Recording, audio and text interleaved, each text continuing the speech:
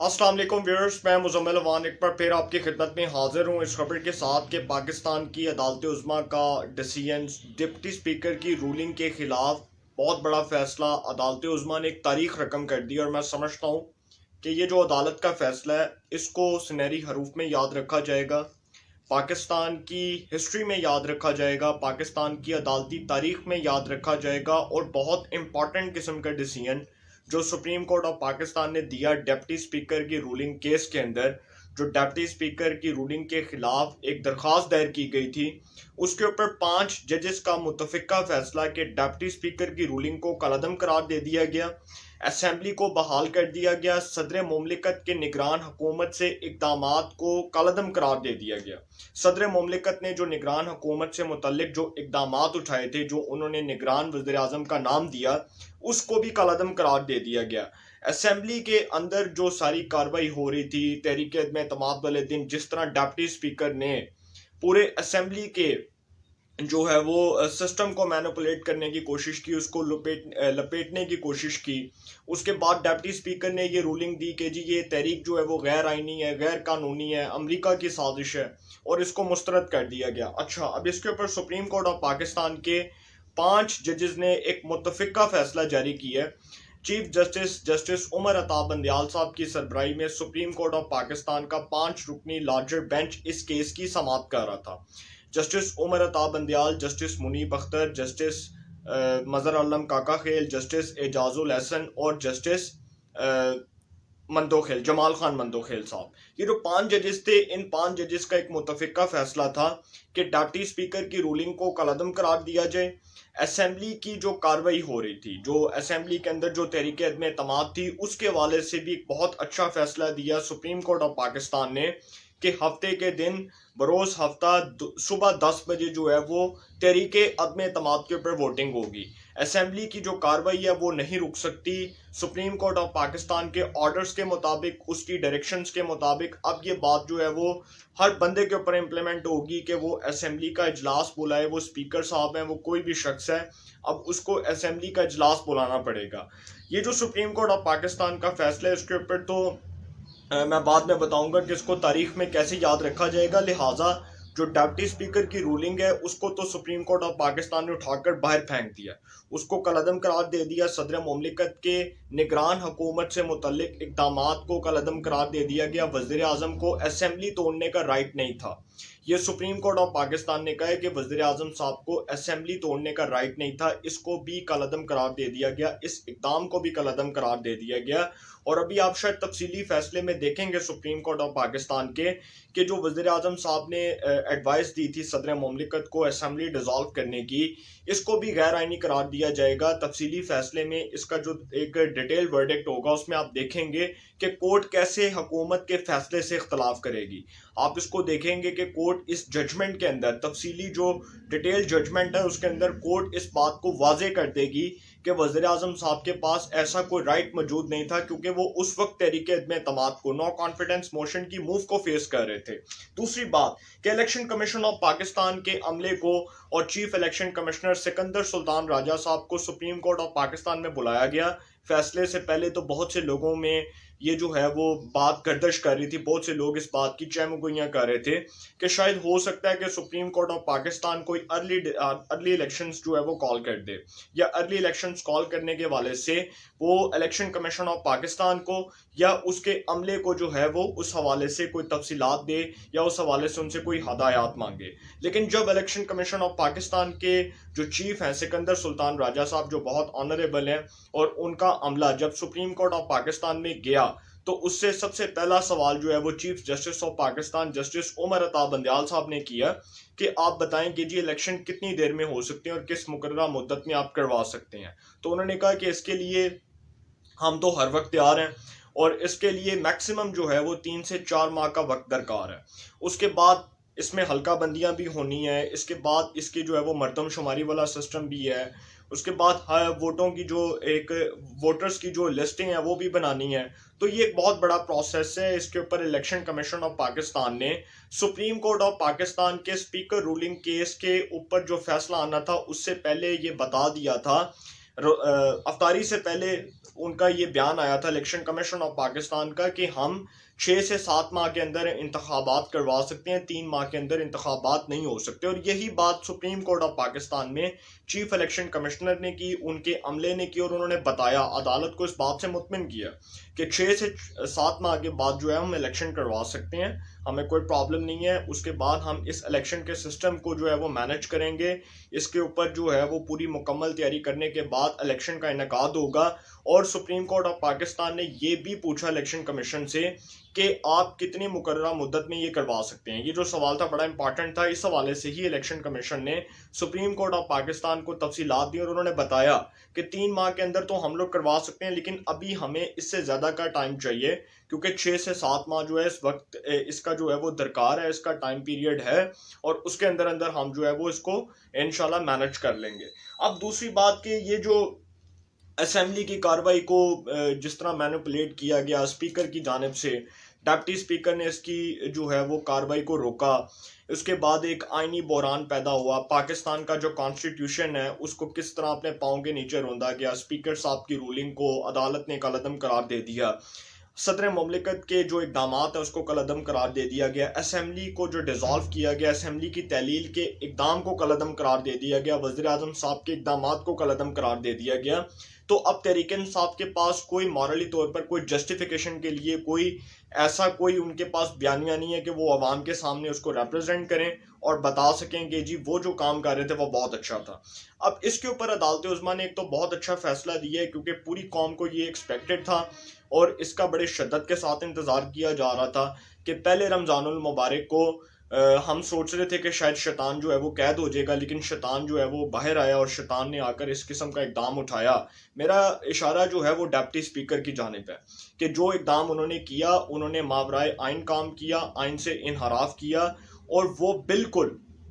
Supreme court of Pakistan अपने फैसले में इस बात को डिटेल वर्डिक्ट के अंदर बताएगी कि किस तरह उन्होंने आइन को तोड़ा, पाकिस्तान के कॉन्स्टिट्यूशन को वायलेट किया, उसकी वायलेशन की। इसके ऊपर तो supreme court of Pakistan detail verdict के अंदर बहुत अच्छी तरह इस बात को वाजे कर देगी। लेकिन ये जो सारा कुछ हो रहा था, जिस तरह पाकिस्तान के आइन को वायलेट किया गया, इसके ऊपर bar councils, civil society, government के जितने भी अफसरान थे, उसके बाद ब्यूरोक्रेसी, उसके बाद जितने भी पाकिस्तान की, जितने भी हमारे कौम के जितने भी अफराद हैं, उन सब ने इसके ऊपर एक तशवीश का इजहार किया और अदालत उज़्मा से ये रिक्वेस्ट की कि आप पाकिस्तान के कॉन्स्टिट्यूशन को बहाल करें, पाकिस्तान के आइन को बहाल करें। अब इमरान खान साहब जो है, उन्होंने एक तो पहली बात कि वो ख़त के नाम पर जो कौम को बेवकूफ़ बना रहे थे, जो ख़त के नाम पर उन्होंने कौम को मिसगाइड करने की कोशिश की, उन्होंने बताने की कोशिश की कि शायद उनके खिलाफ कोई बहुत बड़ी बैरूनी साजिश हो रही है, इसका तो पर्दा अदालत ने चाक कर दिया। इसके ऊपर तो अदालत बता चुकी है कि जी ये जो एक आपका मावराए आइन इकदाम था, ये बिल्कुल गलत था। हाँ, अगर आपको नेशनल सिक्योरिटी कमेटी के जो है वो एलामिये के मुताबिक जो इमरान खान साहब ने बात की कि जी अपोजिशन जो है उसने गद्दारी की, उसके कोई जो है वो बैरून मुल्क कोई साजिश के सबूत मिले हैं, तो अदालत में भी ये साबित नहीं कर सके, क्योंकि जब जस्टिस उमर अता बंदयाल साहब ने नेशनल सिक्योरिटी कमेटी का जो एलामिया था, जो उसके ऊपर एक ब्रीफिंग हुई थी, वो भी अदालत में उसकी भी तफसीलात तलब की, उसके बाद सिक्योरिटी मिनट्स को भी तलब किया गया, तो वहाँ पर भी हुकूमत साबित नहीं कर सकी। उसके बाद डिप्टी स्पीकर कासिम सूरी साहब की रूलिंग को खुद attorney general of Pakistan Khalid Javed Khan साहब ने कहा कि मैं इस रूलिंग का दिफा नहीं कर सकता, मैं इसका बिल्कुल भी दिफा नहीं करूँगा। उन्होंने खुद अदालत में यह बात कर दी, तो इसका मतलब कि वो एक गैर आइनी इकदाम था। अब इमरान खान साहब जो है वो एक तो पहली बात कि वो कौम को इसके नाम पर बेवकूफ़ भी बना रहे हैं, ख़त के नाम पर, और वो कहते हैं कि जी मेरे खिलाफ एक आलमी साजिश है। अच्छा, अगर उनके खिलाफ एक आलमी साजिश है तो फिर वो क्यों नहीं बोले जब 8 मार्च को तहरीक अदम एतमाद जमा करवाई गई, और उससे पहले उन्होंने सुप्रीम कोर्ट ऑफ पाकिस्तान से ये इल्तिजा क्यों नहीं की कि सुप्रीम कोर्ट ऑफ पाकिस्तान अपनी निगरानी में एक जुडिशल कमीशन बना दे, ऑनरेबल जजेस की सरबराही में एक जुडिशल कमीशन बन जाए जो इसकी तहकीकात कर ले, या एक जॉइंट इन्वेस्टिगेशन टीम तश्कील दे दे, उसके अंदर जो भी अफराद होंगे FIA के होंगे, उसके बाद जो भी एजेंसीज के अफराद होंगे वो इसकी तहकीकात कर सकते हैं, IB के अफराद हो सकते हैं, FIA के अफराद हो सकते हैं, उसके बाद नैब का कोई जो है वो कोई सीनियर रिप्रेजेंटेटिव इसमें शरीक हो सकता था। तो इमरान खान साहब ये रिक्वेस्ट कर सकते थे अदालत से कि एक जॉइंट इन्वेस्टिगेशन टीम तश्कील दे दें या अदालत खुद अपनी सरबराही में एक जुडिशल कमीशन बना दे जो इस खत के मामले के ऊपर तहकीकात करे कि आया कि जो इमरान खान साहब के खिलाफ साजिश हो रही है, ये जो बैरूनी साजिश है, इसके ताने बाने कहाँ से मिलते हैं और अपोजिशन का इसके साथ डायरेक्टली क्या ताल्लुक है। अब ये जो सारा कुछ हो रहा है इसके ऊपर जी सुप्रीम कोर्ट ऑफ पाकिस्तान ने ये जो एक खैर इकदाम जिसका कलदम करार दिया डिप्टी स्पीकर का, इसके ऊपर तो मैं आपको बता चुका हूँ बड़ी डिटेल से, लेकिन इमरान खान साहब अब एक आईनी बहरान पैदा करना चाहते हैं। अब सुप्रीम कोर्ट ऑफ पाकिस्तान ने जब ये हुक्म दे दिया कि वोटिंग करवाई जाए और हफ्ते के दिन सुबह 10 बजे इसके ऊपर वोटिंग होनी चाहिए, तो इमरान खान साहब अब एक नया जो है वो शोशा छोड़ने जा रहे हैं कि किसी तरह जो है वो मैं असेंबलियों के अंदर ना जाऊं, असेंबलियों से इस्तीफे दे दूं, असेंबलियों से इस्तीफे देने के बाद एक आईनी बहरान पैदा कर दूं और ना असेंबलियां चल सके और ना अपोजिशन जो है वो हुकूमत में आ सके। अच्छा, इसके ऊपर मेरी 2-3 वकला से बात हुई और मैंने उनके साथ बड़ी डिटेल बात की और मैंने उनसे पूछा कि अगर इमरान खान साहब रिज़ाइन करते हैं नेशनल असम्बली से और उसके बाद वो तमाम असम्बलियों से रिज़ाइन कर देते हैं, सिंध से भी कर देते हैं, बलूचिस्तान से भी कर देते हैं, वहाँ से KPK से भी कर देते हैं, वफाक से भी कर देते हैं, तो फिर एक आईनी बहरान पैदा हो जाएगा या फिर इसका कोई ऑल्टरनेटिव है। तो उन्होंने बताया कि सबसे पहली बात तो ये है कि आइन ये कहता है कि अगर कोई कौमी असम्बली से मुस्ताफ़ी होता है तो सबसे पहले तो उसको अपनी 172 अरकान की तादाद को शो करना होगा। दूसरी बात यह है कि अगर वो इस्तीफ़े देते हैं, अगर वो रिज़ाइन करते हैं, तो रिज़ाइन करने की सूरत में उनके पास एक लास्ट ऑप्शन ये होगा कि वो इलेक्शन कमीशन ऑफ पाकिस्तान को इस बात का पाबंद बना सकें कि वो इंतखाबात करवा दे, जबकि इलेक्शन कमीशन ऑफ पाकिस्तान तो ऑलरेडी ये बात कर चुका है कि 7 माह से 6 माह से पहले इंतखाबात नहीं हो सकते, क्योंकि उसका इनकाद 6 से 7 माह से पहले मुमकिन नहीं है। लिहाजा इंतखाबात जो हैं वो अपनी मुकर्ररा मुद्दत पर ही होते नज़र आ रहे हैं, क्योंकि आप देख सकते हैं कि जो 6 से 7 माह इलेक्शन कमीशन ऑफ पाकिस्तान ने अदालत को इस बात का वाज़े तौर पर बताया कि जी 6 से 7 माह में होंगे, तो अब ये जो बकिया टेन्योर है ये 1.5 साल रह चुका है इस गवर्नमेंट का बकिया टेन्योर, तो इतने में तो नए इंतखाबात आ जाएंगे। लिहाजा ये मुझे नज़र नहीं आ रहा कि ये तकरीबन 6 से 7 माह में इंतखाबात होंगे, क्योंकि असम्बलियों को अपनी मुद्दत अपनी मियाद पूरी करनी चाहिए, इस बात में तो कोई शक नहीं है। अच्छा, अगर इमरान खान साहब अब इस्तीफ़े देते हैं तो वो फिर जो है वो एक आईनी बहरान तो अपने लिए तो पैदा करेंगे, लेकिन वो अपने लिए एक मसला भी खड़ा करेंगे। वो ये कि अगर वो इस्तीफ़े देते हैं तमाम असम्बलियों से, कौमी असम्बली से, KPK से, बलूचिस्तान से, सिंध से, पंजाब से, तो फिर क्या होगा, फिर इलेक्शन कमीशन ऑफ पाकिस्तान जो है वो इन सीटों के ऊपर ज़िमनी इंतखाबात करवा सकती है। फिर इन सीटों के ऊपर जो है वो बाई इलेक्शन होंगे, फिर आम इंतखाबात नहीं होंगे बल्कि बाई इलेक्शन होंगे, क्योंकि मेजॉरिटी में बैठी होगी मुत्तहदा अपोजिशन। तो मुत्तहदा अपोजिशन के लिए एक बहुत बड़ा रास्ता ये भी खुल जाएगा कि वो असम्बली में बैठ के धड़ाधड़ कानून साजियाँ करेगी। सबसे पहले जो उनका टारगेट है असम्बली के अंदर मुत्तहदा अपोजिशन का, वो ये है कि सबसे पहले तो चेयरमैन नैब को तब्दील किया जाए, उसके बाद नैब का जो एक पूरा प्रोसेस है उसके अंदर उन्होंने तरमीम करनी है, नैब के तरमीमी ऑर्डिनेंस को चेंज करना है। फिर उसके बाद उन्होंने ये जो एक इमरान खान साहब ये जो बिल लाए हैं, ये जो बिल्स लाए हैं, जिस तरह पीका ऑर्डिनेंस है उसको आज बहुत बहुत मुबारक हो, इस्लामाबाद हाई कोर्ट ने भी कालदम करार दिया। इस किस्म के जो बिल्कुल ही रेलेवेंट किस्म के बिल्स हैं उनको ख़त्म किया जाए। उसके बाद इलेक्शन कमीशन ऑफ पाकिस्तान का जो एक बहुत बड़ा जो प्रोसेस है जिसको रोकने के लिए हुकूमत ने इलेक्ट्रॉनिक वोटिंग मशीनों का सहारा लिया, इसको रोका जाए। इसके हवाले से एक तरमीम की जाएगी, नेशनल असम्बली में मुत्तहदा अपोजिशन एक बिल लेकर आएगी कि इलेक्ट्रॉनिक वोटिंग मशीनों के ज़रिए जो है वो इलेक्शन नहीं हो सकते, बल्कि बाय हैंड इलेक्शन होंगे कि आप हाथ से पर्ची उठा के आप वोट डालते हैं तो उसी सिस्टम से इलेक्शन होंगे, इलेक्ट्रॉनिक वोटिंग मशीनों से इंतखाबात नहीं हो सकते। अब ये जो सारा कुछ है इसके ऊपर तो जी अपोजिशन ने तैयारी की हुई है और इमरान खान साहब के लिए अब सरप्राइज़ ये है कि अगर वो असम्बलियों से इस्तीफ़े देते हैं तो वो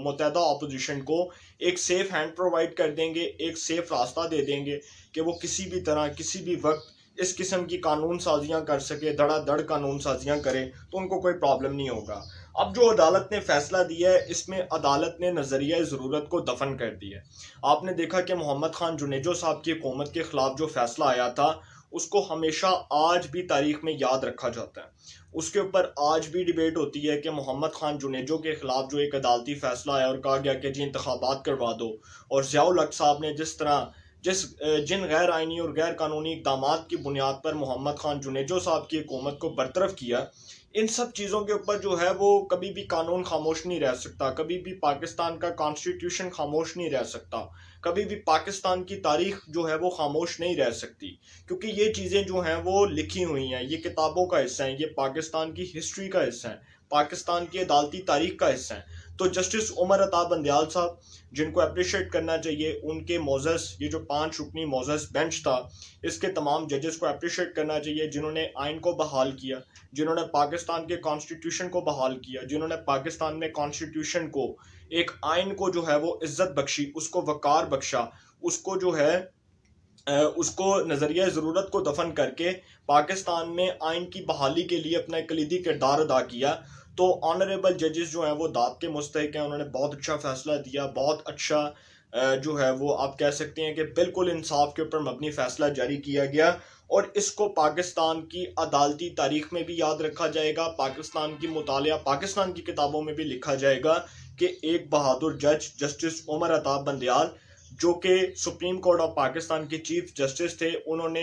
गैर आइनी इकदामात को, स्पीकर के, वज़ीर आज़म के, सदर मुमलिकत के गैर आइनी इकदामात को कलअदम करार देकर पाकिस्तान में नज़रिया ज़रूरत को दफन कर कर, पाकिस्तान में एक बैरूनी साजिश को दफन करके पाकिस्तान में असेंबली को बहाल करवाया। उनका नाम पाकिस्तान की पॉलिटिकल हिस्ट्री में भी याद रखा जाएगा, पाकिस्तान की जुडिशल हिस्ट्री में भी याद रखा जाएगा, और पाकिस्तान की हमेशा की जो एक तारीख है उसमें भी याद रखा जाएगा कि एक जज आए और उनके मोअज़्ज़ज़ जज साहिबान ने, जो उनके बेंच का हिस्सा थे, सब ने एक मुतफ़िक़ा तौर पर फैसला दिया कि सदर मुमलिकत की, वज़ीर आज़म की और डिप्टी स्पीकर की रूलिंग को कलअदम करार दिया जाता है, इनके गैर आइनी इकदामात को कलअदम करार दिया जाता है, इनके गलत इकदामात को कलअदम करार दिया जाता है, और उसके बाद असेंबली को बहाल कर दिया जाता है। ये बहुत अच्छा फैसला दिया। अब अपोजिशन जो है वो हुकूमत में आती है और उसको क्या दरपेश चैलेंजेस हो सकते हैं, सब इस बारे में भी बात करते हैं। देखें, जब मुत्तहदा अपोजिशन हुकूमत में आएगी तो सबसे पहले जो इमरान खान साहब ने 3.5 साल में जो इस पूरी कौम को एक अजियत में, एक कर्ब में मुब्तला रखा, जिस तरह उन्होंने महंगाई का सुनामी अवाम पर नाजिल किया और अवाम को बेरोज़गार किया। अगर मैं सच बोलूँ तो अवाम को उन्होंने इस हद तक बेरोज़गार कर दिया है कि अगर भी आज आप पब्लिक सर्वे करवाएं तो पाकिस्तान का 45% हिस्सा जो है वो सतह गुर्बत को फेस कर रहा है, वो गुर्बत की चक्की में पिस चुका है। पाकिस्तान का वो 45% हिस्सा जो आज भी 2 वक्त की रोटी को तरसता है, वो आज भी इसी गुर्बत को फेस कर रहा है। उसके लिए सबसे बड़े प्रॉब्लम्स क्या हैं कि उसको आटा नहीं मिलता, उसको चीनी नहीं मिलती, उसको दाल नहीं मिलती, उसको खाने पीने की अशिया नहीं मिलती। वो सारा दिन लोगों के सामने जाकर भीख मांगते हैं, वो सारा दिन बैठकर लोगों के सामने हाथ फैलाते हैं। तो एक शख्स जो सारा दिन मेहनत करने के लिए घर से निकलता है, रोजी रोटी कमाने के लिए बच्चों का पेट पालता है, वो 2 वक्त की रोटी को तरसता है। इस वक्त डॉलर आप देख लें किस रेट पर जा रहा है। कल डॉलर महंगा हुआ, डॉलर छलांगे मार रहा था। उसके बाद आप देख सकते हैं कि हमारे पर कितने कर्जे आ चुके हैं। IMF की हमने गुलामी का जो तावीज़ है वो अपने गले में बांध लिया है। उसके बाद आप देख सकते हैं कि पाकिस्तान में जो इकनॉमिक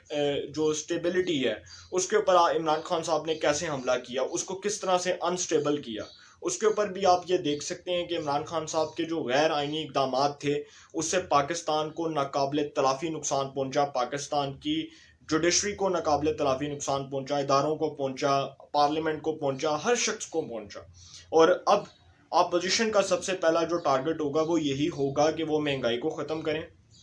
पॉवर्टी के ऊपर कंट्रोल करें, इन्फ्लेशन के ऊपर कंट्रोल करें, GDP को स्टेबल करें, इकॉनमी को स्टेबल करें, पाकिस्तान में जो है वो इदारों को स्टेबल करें, पाकिस्तान में जो है वो पॉलिटिकल अनस्टेबिलिटी उसका ख़ात्मा किया जाए। तो बड़ी इंपॉर्टेंट किस्म की जो है ना वो डिस्कशंस मेरा करने का मकसद ये है कि किसी भी तरह अपोजिशन जब इक़्तिदार में आएगी तो वो इन सब चीज़ों को सामने रखेगी, इन सब चीज़ों के ऊपर नज़रसानी करेगी, और दुआ करते हैं कि इंशाल्लाह अपोजिशन जो है जब वो इक़्तिदार में आए तो वो मुल्क की तरक्की के लिए, मुल्क की बका के लिए काम करे, पाकिस्तान को अल्लाह ताला अपने हिफ्ज़-ओ-अमान में रखे। और दूसरी बात कि जो इस वक्त जो इक़दाम हो रहे हैं, जो इस वक्त आप देख सकते हैं कि जिस किस्म के इक़दाम हो रहे हैं,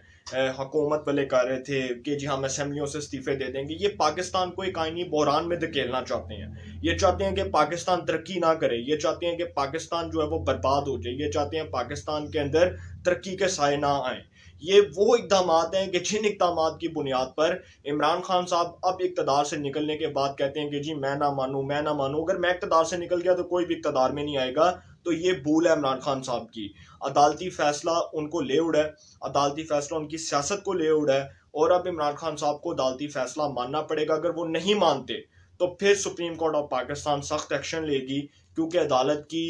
जो है वो रोशनी में, अदालत के फैसले की रोशनी में अब तहरीक में एतमाद पर वोटिंग होगी। और इंशाल्लाह आप देखेंगे कि जब एक नई हुकूमत इक़्तिदार में आएगी तो बहुत से हालात जो हैं वो ठीक भी होते नजर आएंगे, बहुत से मामलात भी ठीक होते नजर आएंगे, और इंशाल्लाह पाकिस्तान पर अल्लाह ताला जो है वो अपना फजलो करम करेगा। तो इंशाल्लाह फिर मुलाकात होगी। अपना बहुत ख्याल रखिएगा। अल्लाह निगहबान।